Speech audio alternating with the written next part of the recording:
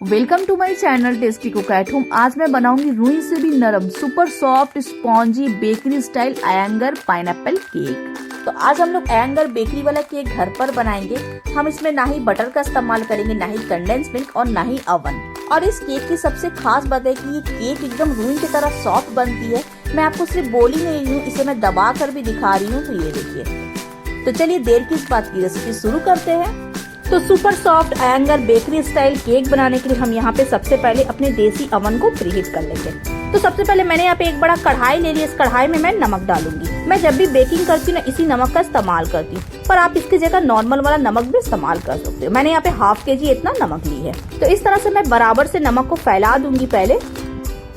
फिर मैं इस नमक के ऊपर इस तरह के स्टैंड रख दूंगी। अगर आपके पास ऐसा स्टैंड नहीं है तो आप इसकी जगह कोई छोटा सा प्लेट भी रख सकते हो। स्टैंड रखने के बाद इसके ऊपर की मैं ढक्कन लगा दूंगी। इसे मैं कम से कम 15 से 20 मिनट के लिए प्रीहीट होने के लिए छोड़ दूंगी इसी तरह से। और ये आपको नजर आ रहा है ढक्कन के ऊपर होल की हुई है। इस होल को मैं इस तरह से आटे से कवर कर दूंगी। और हाँ, अगर आपके पास ऐसा बड़े साइज की कढ़ाई नहीं है तो आप इसकी जगह कोई भारी पतीले का भी इस्तेमाल कर सकते हो। तो 15 से 20 मिनट तक हम इसे प्रीहीट होने के लिए छोड़ देंगे। तो मैं यहाँ पे पाइनएप्पल केक बनाने के लिए पाइनएप्पल कैंडी का इस्तेमाल करूंगी। मैं आपको दिखाती हूँ। तो ये देखिए। तो ये देखिए, कुछ इस तरह की पैकेजिंग में रहती है। अगर आपके वहाँ पे कोई आरिफ का दुकान है तो वहाँ पे ये आपको इजीली मिल जाती है, और नहीं तो आप अमेज़न से इसे बाय कर सकते हो। मैं पैकेट के अंदर से आपको कैंडी निकाल कर बाहर दिखाती हूँ। तो ये देखिए, कुछ इस तरह की ये रहती है। तो ये देखिए, ये कैंडी इस तरह की ड्राई रहती है। अगर आप इसे हाथ से टच करोगे तो आपके हाथ में बिल्कुल भी चिपकेगी नहीं। और अगर आप इस केक में इस कैंडी का इस्तेमाल नहीं करना चाहते या फिर आपके यहाँ नहीं मिल रही तो आप इसकी जगह टूटी फूटी भी ले सकते हो। तो मैंने यहाँ पे हाफ कप इतना पाइनएप्पल कैंडी ली है। तो यहाँ पे मैंने एक छोटा कढ़ाई चढ़ा दी। गैस का फ्लेम इधर आप लो टू मीडियम रखिएगा। यहाँ पे मैं डालूंगी 1 टेबल स्पून इतना शुगर, और साथ ही मैं इसमें डालूंगी 1/4 कप इतना पानी।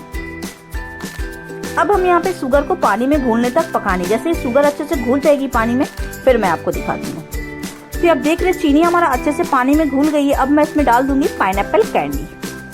मैंने यहाँ पे हाफ कप इतना पाइनएप्पल कैंडी का इस्तेमाल किया है। अगर आपके पास पाइनएप्पल जैम है तो आप शुगर के जगह 2 टेबल स्पून इतना पाइनएप्पल जैम पानी में ऐड करके उसे बॉईल कर लेना पहले। फिर आप पाइनएप्पल कैंडी उसमें डाल के पका लेना। और नहीं तो अगर आपके पास टाइम है, आप ओवरनाइट ऑरेंज जूस में इसे सोक कर देना। दूसरे दिन जूस से आप इसे छान लेना। मैं इसलिए इस तरह से दिखा रही हूँ कि सबके पास टाइम नहीं होती। कि आप देख रहे शुगर वाली पानी हमारे अच्छे से ड्राई हो चुकी है। अब मैं इसे गैस ऑन करके नीचे उतार लेती हूँ। तो चलिए अब केक बनाना स्टार्ट करते हैं। आयंगर बेकरी स्टाइल केक बनाने के लिए हमें यहाँ पे लगेंगे 4 अंडे। अगर आप वेट से देखोगे तो ये 200 ग्राम अंडे हैं।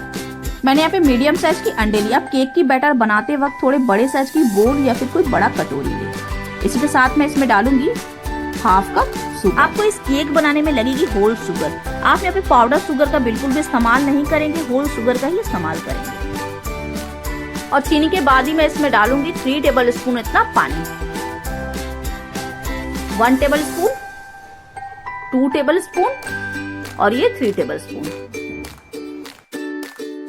अब मैं इसे कम से कम 3 से 4 मिनट तक बीटर से फेंटने वाली हूँ। आप यहाँ पे घड़ी देखकर 3 से 4 मिनट इसे फेंटें। मैं इसे डायरेक्ट हाई टेम्परेचर में फेंटना स्टार्ट करूंगी। इधर आपको कम से कम 3 से 4 मिनट फेंटना ही है। मैं फिर से बोल रही हूँ, आयंगर बेकरी स्टाइल केक बनाने के लिए मेन स्टेप यही है। कंपलसरी आपको 3 से 4 मिनट इसे फेंटना ही है, जब तक कि ये फ्लफी ना हो जाए। तो ये देखिए, ये काफी फ्लफी होता जा रहा है। आपको यहाँ पे हाथ जरा भी रोकनी नहीं है, लगातार आपको इसे फेंटनी है। आपको यहाँ पे कंपलसरी 3 से 4 मिनट इसे फेंटनी है। आपको इसका टेक्सचर दिख ही रहा है ये कितना फ्लफी हो गया है। तो ये देखिए, मैं इसकी टेक्सचर दिखाती हूँ। इस तरह की कंसिस्टेंसी बैटर की रहनी चाहिए। तो ये देखिए। तो अब मैं यहाँ पे फटाफट से काम करूंगी। मैं यहाँ पे एक छन्नी ले लूंगी। इसमें मैं डालूंगी मैदा। यहाँ पे हमें मैदा लगेगी 1 कप इतना।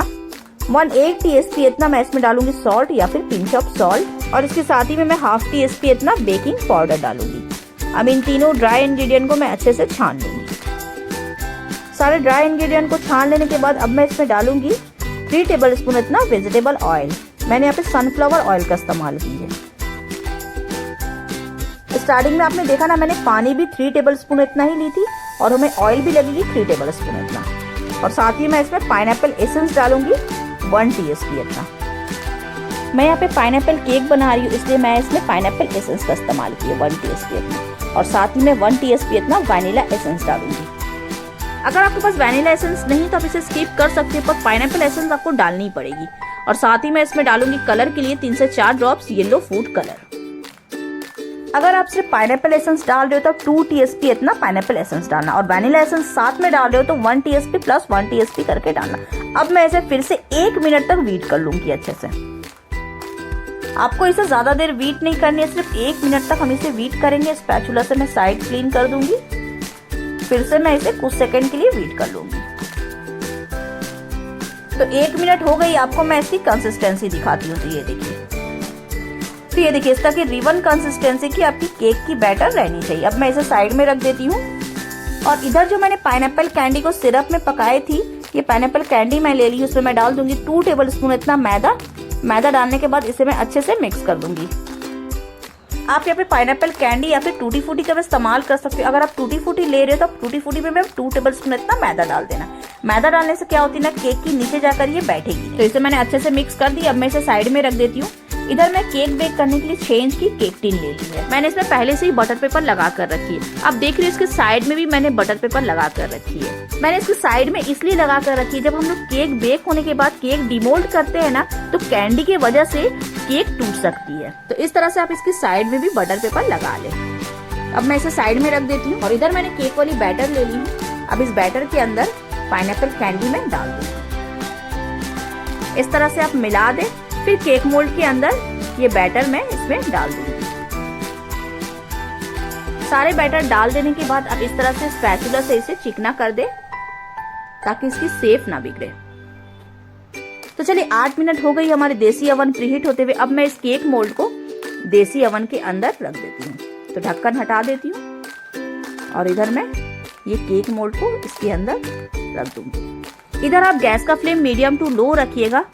अब मैं इसके ऊपर की ढक्कन लगाकर इसे कम से कम 45 से 50 मिनट के लिए बेक होने के लिए छोड़ दूंगी। और अगर आप इसे ओवन में बेक करना चाहते हो तो प्रीहीटेड ओवन में 180 डिग्री पे 35 से 40 मिनट के लिए आप इसे बेक कर सकते हो। तो चलिए 45 से 50 मिनट के बाद मैं फिर आपसे मिलती हूँ। तो लगभग 50 मिनट हो गए। तो चलिए केक को चेक कर लेते हैं। इधर मैं गैस को कर दूंगी बंद। वाओ, बहुत ही बढ़िया हमारा केक बेक हुआ है, एकदम फ्लफी। अब मैं टूथपिक या फिर नाइफ से इसे चेक करती हूँ।